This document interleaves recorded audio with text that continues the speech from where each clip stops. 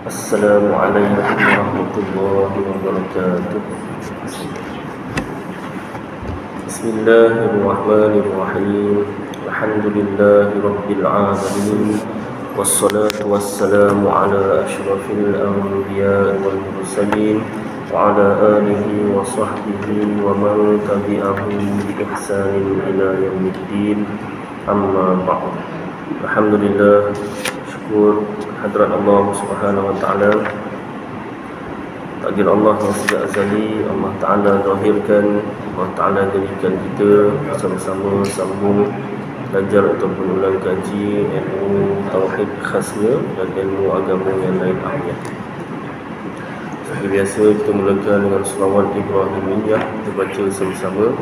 Allahumma salli ala Muhammad wa ala ali Muhammad kama sallaita ala Ibrahim wa ala ali Ibrahim wa barik ala Muhammad wa ala ali Muhammad kama barakta ala Ibrahim wa ala ali Ibrahim fil alamin innaka Hamidum Majid.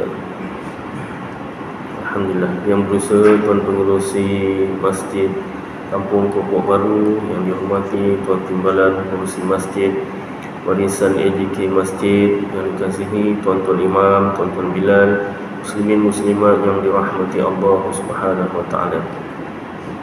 Saya bacakan dulu kelebihan ilmu dan ulama daripada kitab Al-Jawharul Mawhub wa Munabbihatil Qulub dari Syekh Ali bin Abdul Rahman Al-Kelantani yang telah diwakilkan dari kitab Rubahul Hadis, kitab Saripati Hadis karangan Syekh Al-Alim Al-Alamah Jalaluddin Abdul Rahman As-Suyuti. Dan riwayat daripada Ibnu Abbas radhiyallahu anhuma daripada Nabi sallallahu alaihi wasallam bersabda, Allahumma ighfir lil muallimin wa barik lahum fi abdanihim wa atil fi a'marihim. Artinya, hai Tuhanku, ampun olehmu bagi segala orang yang mengajar dan beri berkat olehmu pada badan mereka itu dan panjangkan olehmu pada umur mereka itu.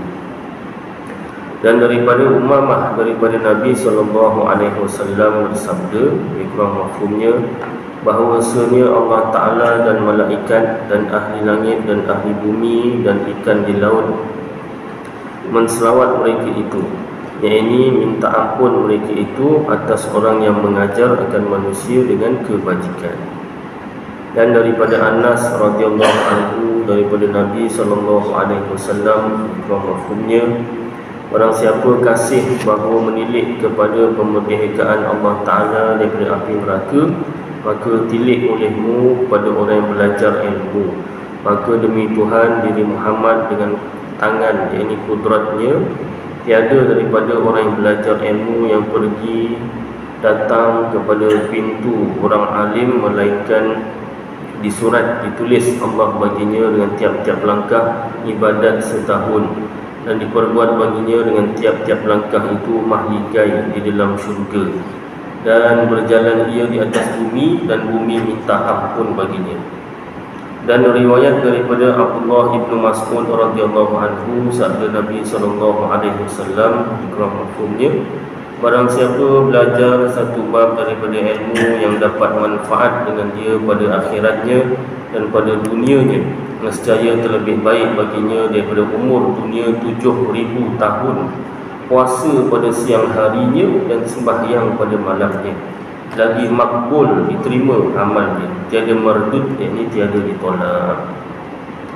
Demikianlah beberapa kelebihan menuntut ilmu. Mudah-mudahan dapat kita amalkan dan sampaikan insya-Allah. Baik, kita sambung pembacaan kitab Aqidatul Najim fi Ilmi Usuluddin bagi Syekh Zainul Abidin bin Muhammad Al-Fatani, Mak Patani, Thailand. Ini adalah salah satu kitab syarah bagi kitab matan Ummul Barahin oleh Imam Sanusi. Asalnya tulisan Jawi sudah dialih ke tulisan Urumi oleh Ustazah Nur Ain binti Abu ke surat 168. Adapun yang terlebih besar fitnah pada dunia, maka iaitu Dajjal. Sebelum tu lagi tanbih, jaga-jaga peringatan. Hai segala saudara yang muslimin, hendaklah kita bersungguh-sungguh mengetahui akan dalil mukhalafah ini, mukhalafatuhu lil hawadith.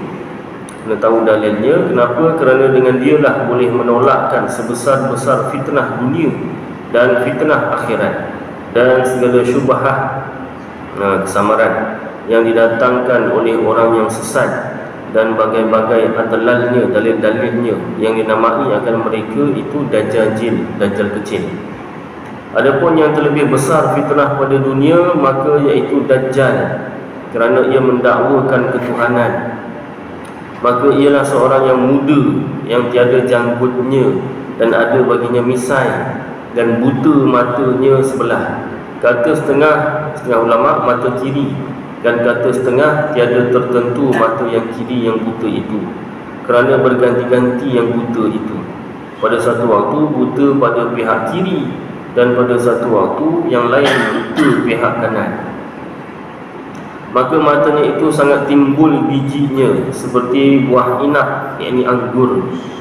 Maka tiada ada bandingan seperti demikian mata itu. Lagi tambun tubuhnya. Tambun ni apa? Gagah katanya. Apa nama? Taflah katanya. Dan tingginya 80 hasta, dan lebar antara dua belikatnya itu 30 hasta, dan panjang dahinya 2 hasta, dan ada baginya tanduk panah pada kepalanya. Maka keluar daripadanya beberapa ular, dan rambut kepalanya itu seperti cawang kayu, ranting kayu, dan panjang tangannya sebelah daripada yang satunya, yang sebelah. Mencapai ia akan awan dengan tangannya, boleh sampai ke awan, dan mengambil ikan ia di pantat laut, di dasar laut, dan dibakarnya kepada matahari, ataupun di dalam laut lah, bakar kepada matahari, dan berjalan ia di dalam laut hingga tumitnya 2. Laut dalam tu tumit je, tumit. Dan keluar ia daripada negeri Khurasan, dan berteriak ia 3 kali, mendengar akan dia oleh ahli masyrik, 4 terbit matahari timur, dan ahli maghrib, 4 tenggelam matahari barat. Dan dilipat akan bumi baginya.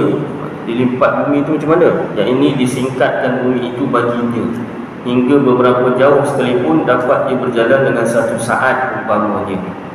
1 saat dapat melangkah jauh.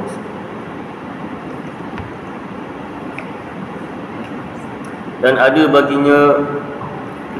baginya seekor himar yang terpotong ekornya, putih warnanya, dan antara 2 telinga himar itu 40 hasta, besar. Dan kata setengah ulama 70 hasta, dan dapat bernaung, berpayung di bawah salah satu daripada 2 telinganya, 2 telinga himar tu 70 orang, besar betul. Dan 1 langkahnya itu perjalanan 3 hari. Ini jauh melangkah. Maka ditaruh di atas belakangnya itu mimbar daripada tembaga, belakang himar itu. Maka duduk ia di atasnya, Dajjal duduk atasnya, dan mengikut akan dia beberapa jemaah daripada jin dan manusia, Masya-Allah, yang mempunyai permainan yang sia-sia sekaliannya. Sambil bawa permainan yang sia-sia. Permainan apa? Alat muzik ke apa ke yang. Dan dipukul akan gendang di hadapannya, dan aidan, yakni keramaian. Maka tiada mendengar akan yang demikian itu oleh seorang, melainkan mengikut akan dia. Maka disuruhnya akan awan hujan, maka hujan ia. Awan hujan, turun hujan. Dan disuruhnya sungai mengalir ia kepadanya, maka mengalir ia. Sungai mengalir ke aku, mengalir ke Dajjal. Dan disuruhnya kembali, maka kembali ia, dah tak balik ke asal, patah balik. Maka jikalau disuruhnya kering, maka kering ia. Sungai kering, kering lah. Dan menyuruh ia akan bumi tumbuh, maka tumbuh ia. suruh tumbuh nak keluar macam tumbuhan, pokok buah-buahan ke, pokok sayur-sayuran ke. Dan disuruh keluar bendaharaan daripada bumi itu, maka keluar bendaharaan dia. Emas ke, perak ke, apa-apa dalam tanah tu disuruh keluar. Dan lagi sertanya beberapa bukit daripada roti. Masya Allah, roti punya banyak. Banyaknya tu dah macam bukit roti semua. Dan makanan, roti dan makanan, berbukit-bukit makanan. Dan segala manusia pada waktu itu di dalam masyaqqah, masalah daripada ketiadaan makanan.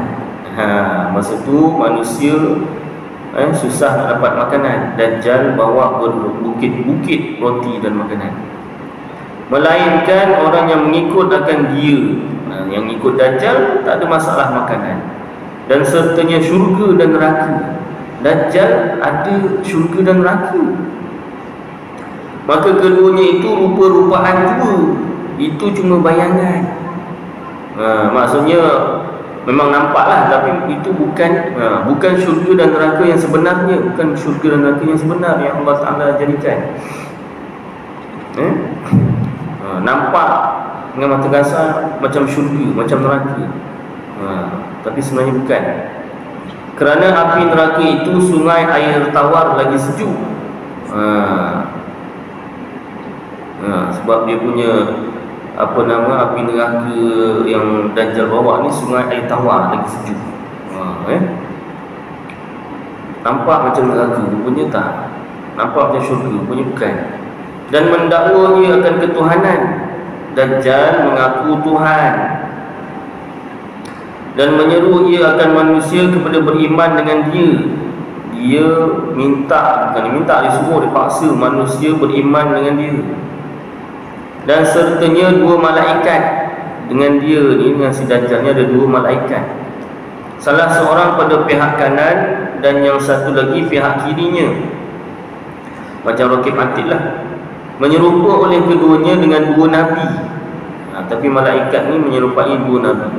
Kata setengah ulama yang ghalib, yang biasa pada zanku, sangkaanku, bahawasanya Isa dan Muhammad, Nabi Isa dan Nabi Muhammad sallallahu alaihi wasallam. Maka apabila berkata Dajjal itu, tidakkah aku Tuhan kamu? Aku menghidupkan dan mematikan. Kata salah seorang daripada keduanya, daripada dua malaikat itu, dusta engkau. Bila Dajjal cakap, tiadakah aku Tuhan kamu? Aku menghidupkan, aku mematikan. Salah seorang daripada malaikat tu, dua malaikat tu kata, dusta kau bohong. Dan tiada mendengar akan dia oleh seorang daripada manusia, melainkan taulannya, kawan sebelah dia yang dengar. Malaikat yang sebelah yang dengar. Yakni melainkan yang mendengarnya malaikat yang satu lagi itu. Maka berkata malaikat yang mendengar itu bagi taulannya itu. Jadi bila malaikat yang dengar ni pun cakap, Saddaqta, yakni benar engkau. Si malaikat yang kedua ni membenarkan malaikat yang pertama tadi, dusta engkau. Tapi yang sebut dusta engkau tu manusia tak dengar. Yang malaikat kedua sebut benar engkau ni manusia dengar. Maka mendengar oleh manusia akan kata malaikat yang berkata benar engkau. Maka menyangka oleh mereka itu bahawasanya membenar ia akan Dajjal. Dah orang salah faham. Manusia ingat malaikat yang kedua tadi membenarkan Dajjal. Padahal yang membenarkan akan orang yang berkata dusta engkau itu, padahal dia membenarkan kata malaikat yang pertama yang mengatakan dusta engkau, ini Dajjal tadi. Maka orang yang tiada padanya dalil mukhalafah, kalau orang yang tak belajar, tak memahami ataupun lupa dalil mukhalafah, dalil tak bersamaan Allah Ta'ala dengan makhluk, tak sama Allah Ta'ala dengan makhluk, mengikrarkan ia baginya, habis. Membenarkan Dajjal dengan ketuhanannya, membenarkan pengakuan Dajjal sebagai Tuhan. Seperti Yahudi dan segala perempuan dan A'rab. Contoh-contohlah. Maka berkata ia bagi seorang, adakah aku khabar akan dikau jika aku bangkitkan bagi kamu bapa kamu dan ibu kamu? Adakah engkau naik saksi bahawa aku Tuhan kamu? Salah satu dakwah ataupun ayat si Dajjal ni, kalau aku hidupkan mak bapak engkau, kau nak beriman tak dengan aku? Kau nak mengaku tak aku Tuhan? Maka berkata mereka itu, bahkan okey, kalau kau boleh hidupkan mak bapak aku, beriman, kata manusia. Maka rupa oleh dua syaitan pada rupa bapanya dan ibunya. Bukan dihidupkan mak bapak orang tu, tak. Syaitan menyerupai mak dengan bapaknya. Maka berkata keduanya, hai anakku, ikut olehmu akan dia, maka bahawasanya ia Tuhan kamu. Dan orang yang teguh berpegang dengan dalil mukhalafah,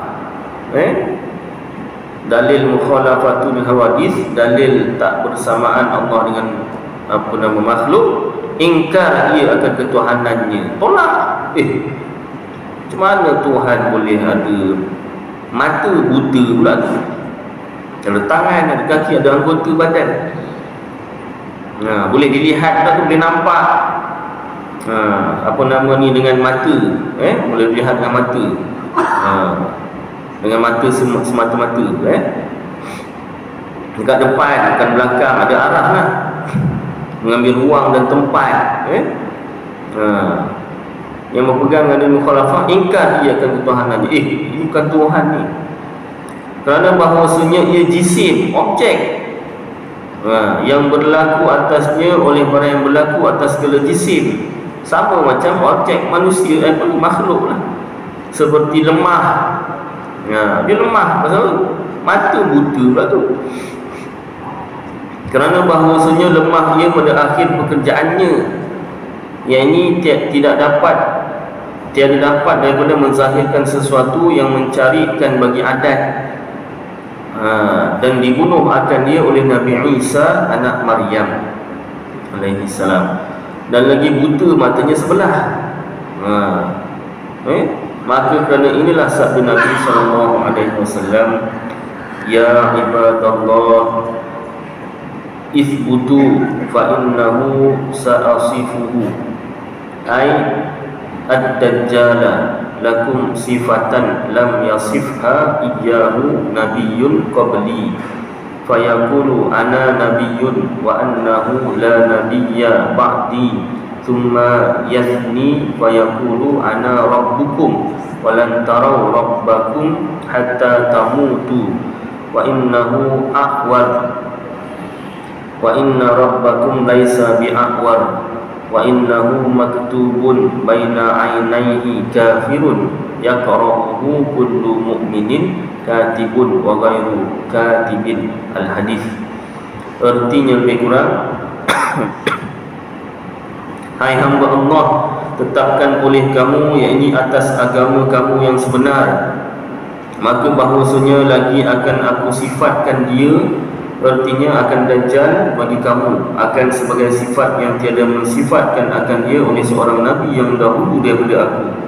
Nabi sebelum Nabi Muhammad SAW tak ada cerita pasal Dajjal. Maka berkata ia, aku Nabi, dan bahawasanya tiada Nabi kemudian daripada aku, yakni ia mendakwa akan Nabi itu dusta semata-mata. Maknanya Rasulullah kata dia ada mengaku Nabi juga, Dajjal akan mengaku Nabi juga. Kemudian diulangkan pula akan kali yang kedua, maka berkata ia, aku Tuhan kamu. Yang kedua mengaku Tuhan pula, dan tiada kamu melihat akan Tuhan kamu hingga mati kamu.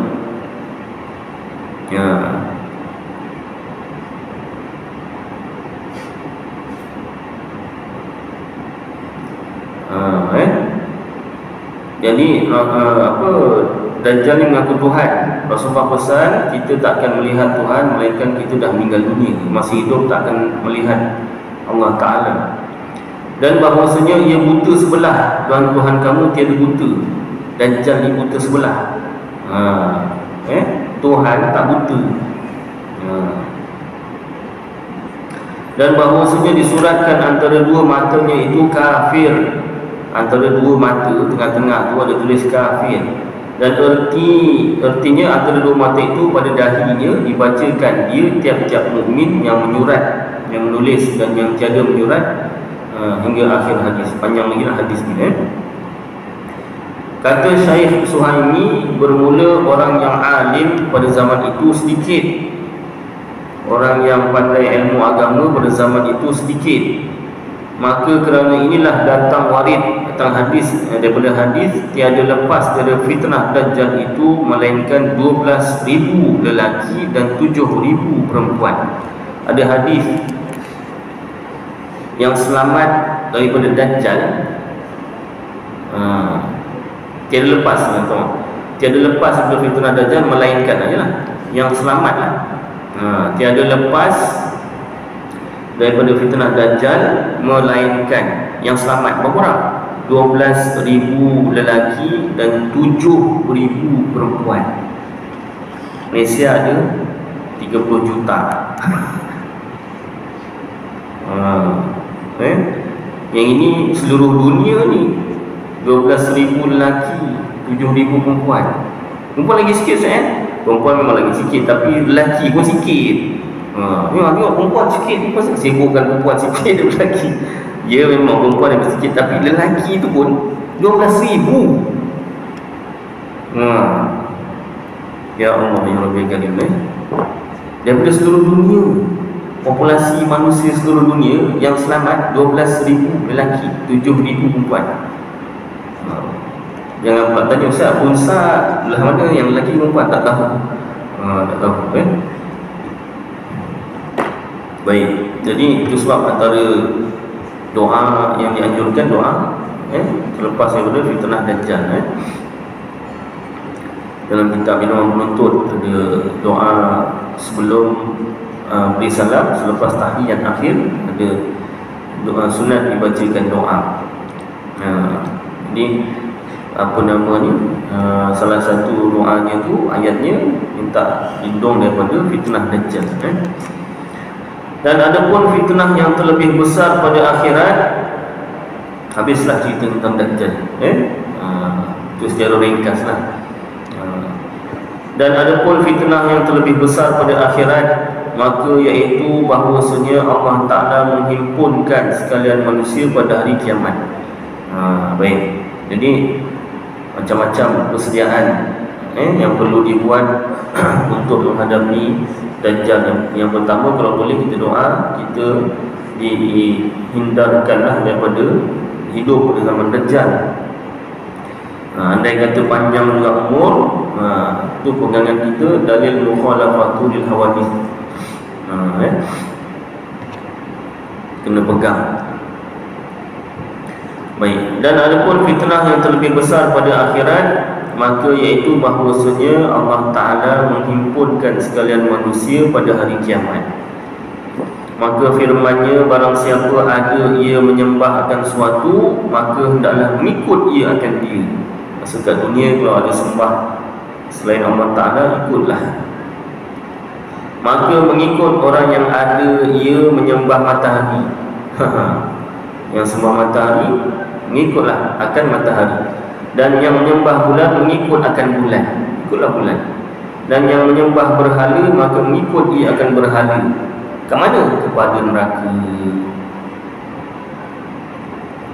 Tetapi dilupakan bagi orang yang menyembah Nabi Isa, syaitan Isa. Yang menyembah Nabi Isa, siapa yang mengatakan Nabi Isa itu Tuhan? Agama Kristian lah. Dilupakan Nabi Isa tu dengan syaitan Isa. Dan dilupakan orang yang menyembah Uzair, yang menyembah Uzair, yang mengatakan Uzair itu Tuhan, Yahudi. Syaitan Uzair, bukan Uzair yang sebenar, bukan Nabi Isa yang sebenar. Maka mengikut oleh mereka itu akan kedua syaitan itu kepada neraka. Ikut semua di neraka, masuk neraka. Dan tinggal lagi umat ini, umat Islam. Maka dikata bagi mereka itu, apa yang kamu nanti, tunggu apa? Dan sebenarnya telah berjalan segala manusia, Maka berkata mereka itu bahawasanya adalah bagi kami Tuhan yang kami sembah akan dia pada dunia, dan tiada kami lihat akan dia. Maka dikata orang akan mereka itu, adakah kamu kenal akan dia apabila kamu lihat akan dia? Malaikat ni tanya, kenal ke tidak ni kalau apa nama Tuhan kamu kamu dapat lihat dia, kamu kenal ke Tuhan kamu? Maka berkata mereka itu, bahkan ya kenal. Maka dikata akan mereka itu, betapa kamu kenal akan dia dan tiada kamu lihat akan dia. Macam mana boleh kenal tapi tak dapat lihat? Kat dunia tak pernah lihat, kita boleh kata kenal. Kata mereka itu, tiada sebandingnya dengan sesuatu. Senang je formula ni. Tak sama dengan sesuatu yang kami pernah lihat kat dunia. Tak sama dengan sesuatu yang pernah kami lihat kat dunia. Apa yang kami pernah lihat kat dunia tu bukan Tuhan lah. Yang namanya Tuhan, segala apa yang tak sama dengan segala perkara yang kami pernah lihat kat dunia. Maka dinyatakan bagi mereka itu satu malaikat, dijelmakan satu malaikat pada pihak kiri arash, sebelah kiri arash. Jikalau dijadikan air laut itu pada lubang kuku ibu tangannya, ibu tangan tu ibu jari lah, punya besar malaikat tu.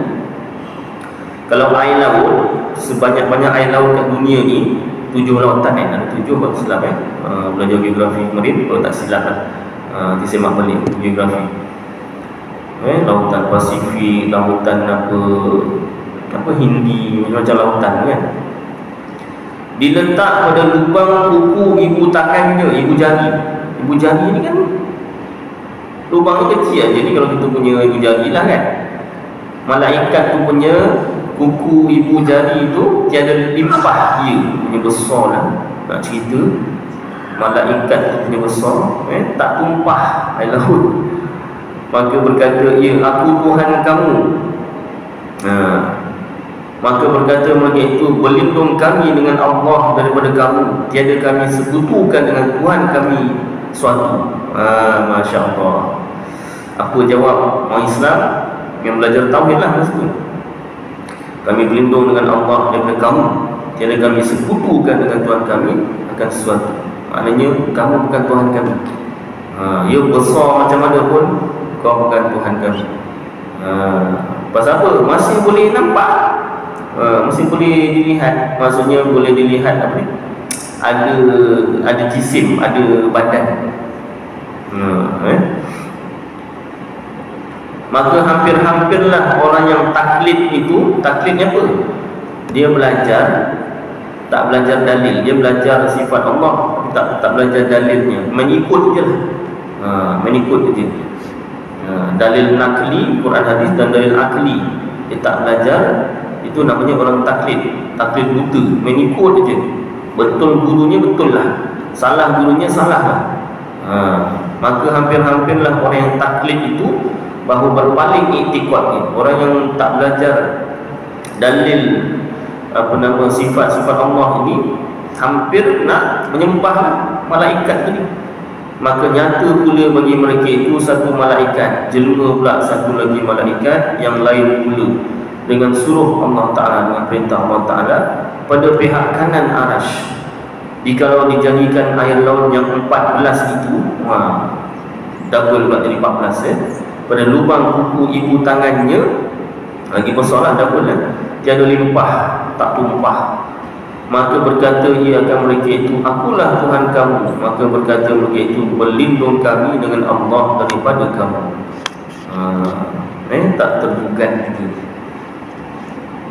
Pasal dia ada di arah sebelah kiri, sebelah kanan. Allah Ta'ala tidak berarah.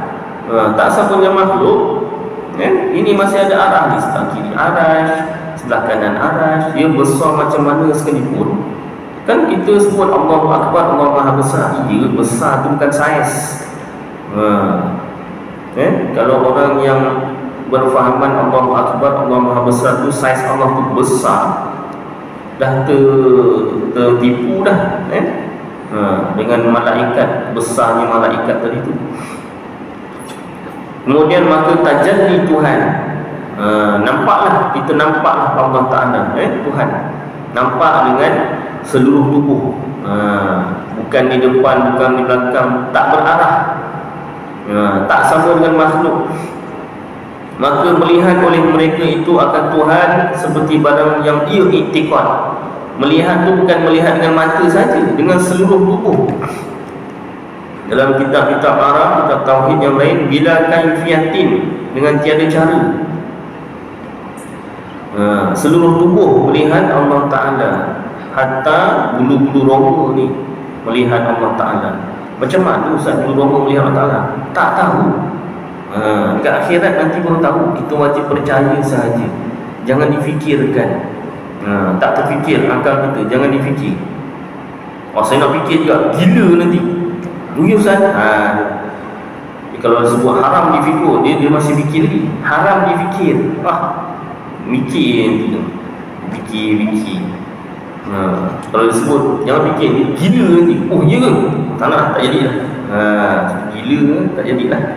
Macam juga orang apa nama ni, tanah haram Mekah Madinah kan haram dibawa keluar. Tanah Mekah, tanah Madinah haram dibawa keluar. Haram, hukumnya haram, dosa besar. Ya ke? Takut ada yang bawa juga.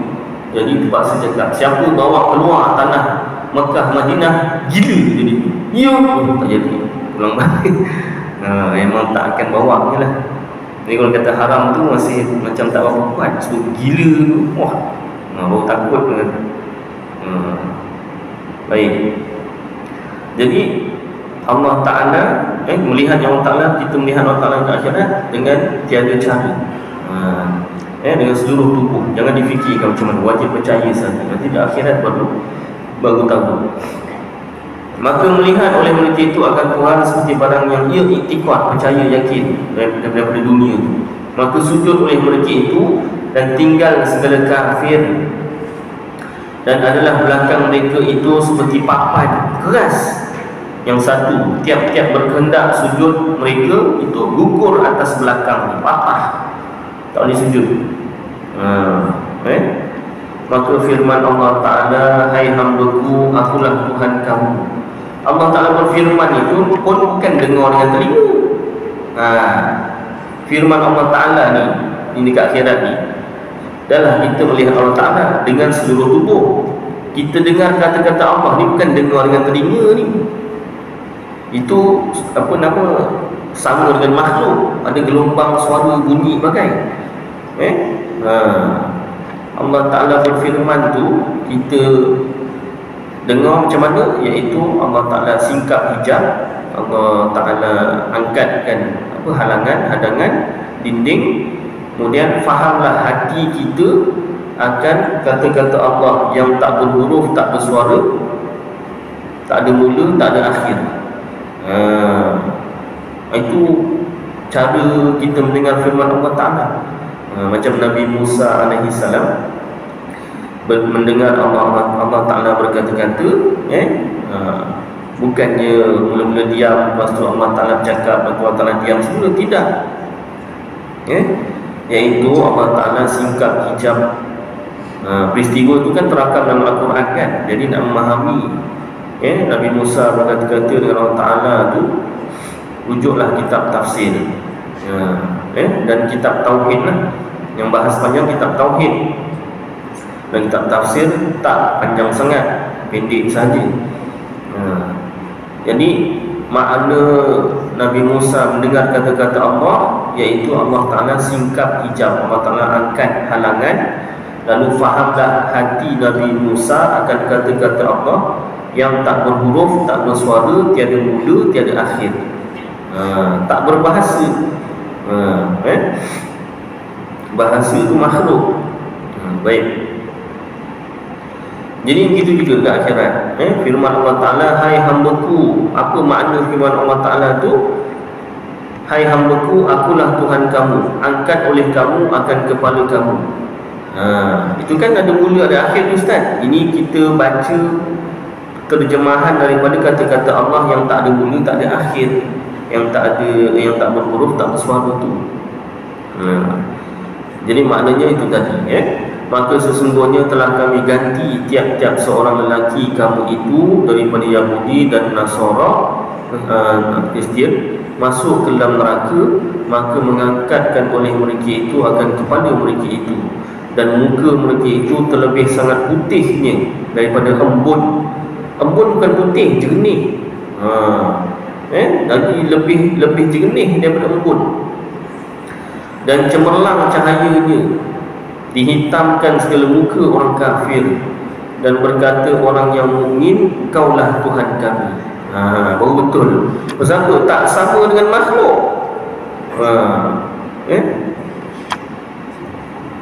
Maka sahut ia ahlan bikum, artinya dapat keluasan dengan kamu.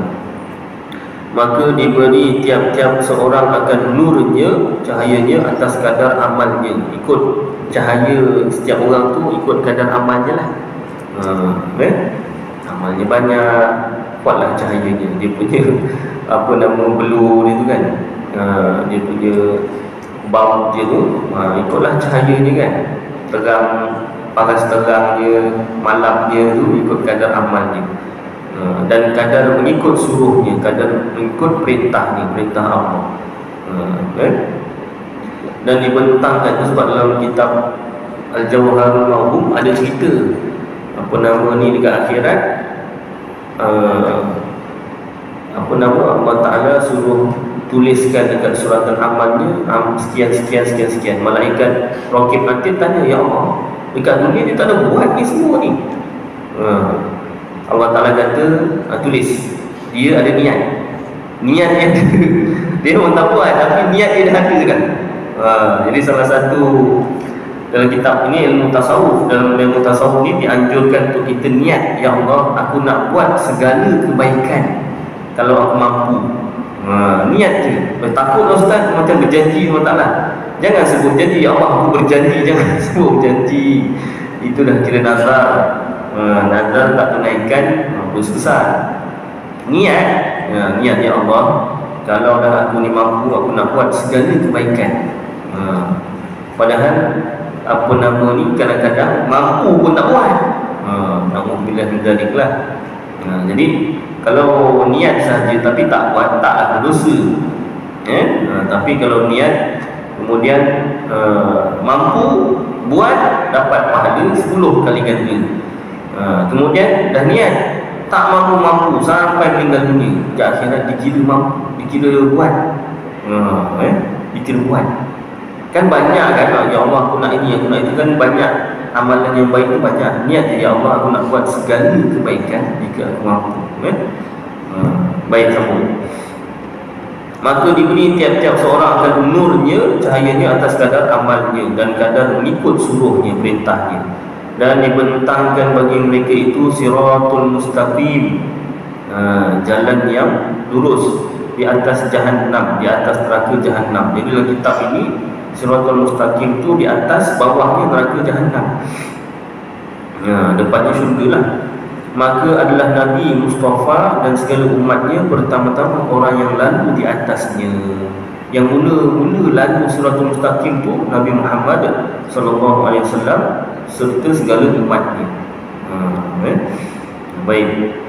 Jadi itu apa nama cerita tentang dalil ataupun kepentingan ulang kaji ataupun belajar dalil mukhalafatul hawadith, yakni tak sama Allah Ta'ala dengan yang baharu.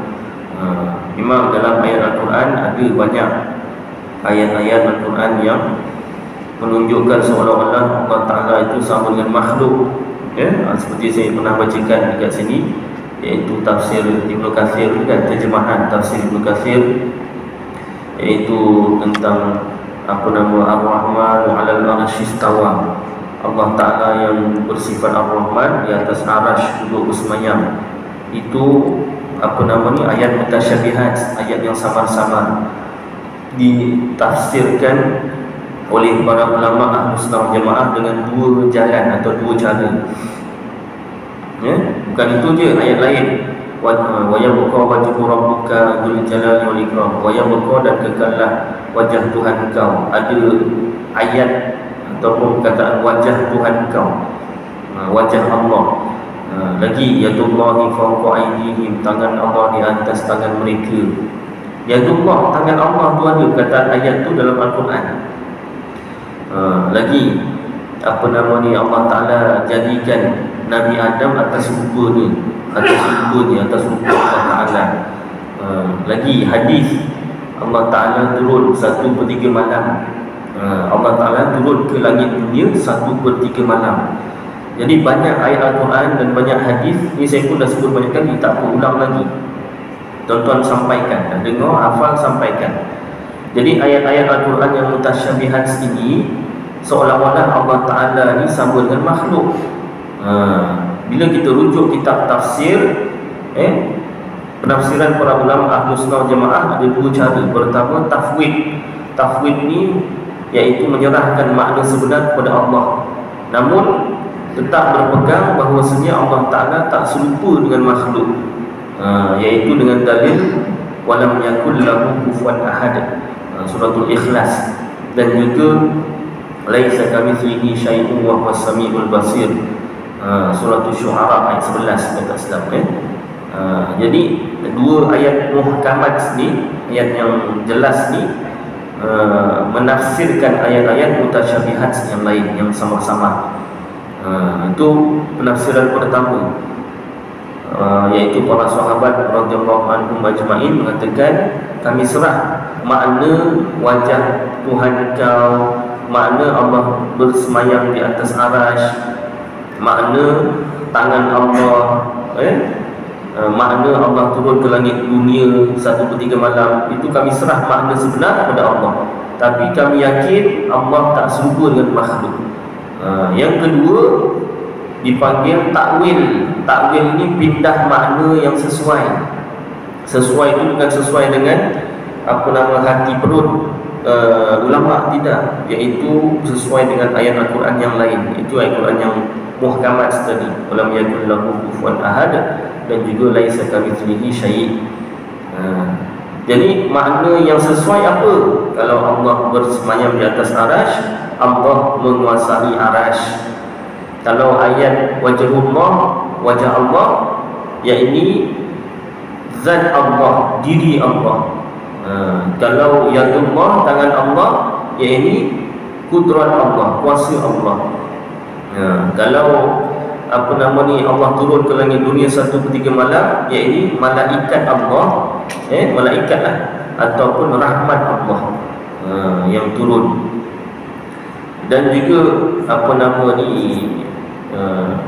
dan juga banyak lagi ayat-ayat Al-Quran dan hadis yang lain. Ini yang saya ingat sahaja. Maknanya banyak lagi ayat Al-Quran yang lain yang menunjukkan. Contoh satu lagi, biiznillah, izin Allah. Itu maknanya itu bukan penyerupaan lah. Maknanya seolah-olah Allah beri kebenaran.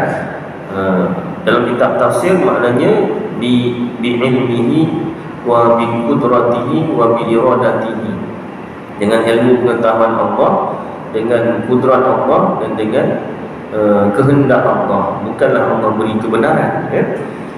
Baik, jadi maknanya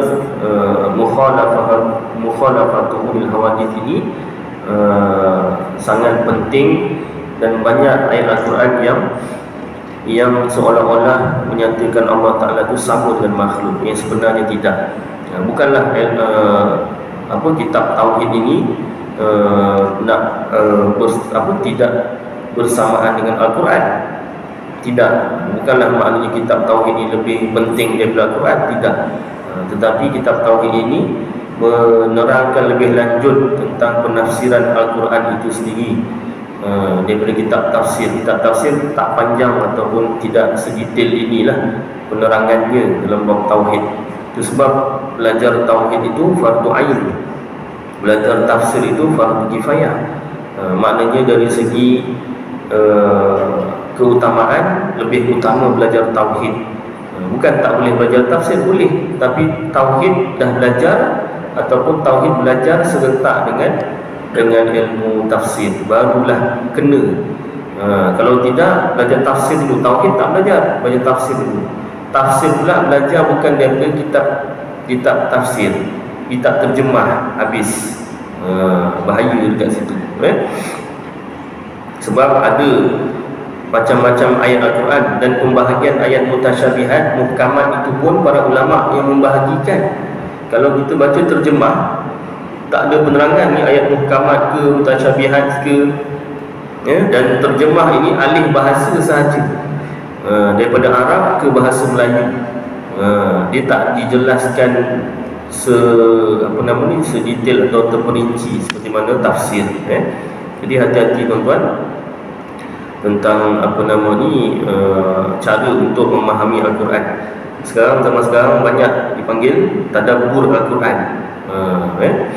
Jadi mudah-mudahan sedikit sebanyak tentang pembacaan kitab kita dalam ilmu tauhid ini dapat membendung daripada kita terpesong ataupun lari daripada akidah Ahlus Sunnah wal Jamaah Asy'ariyah Maturidiyah.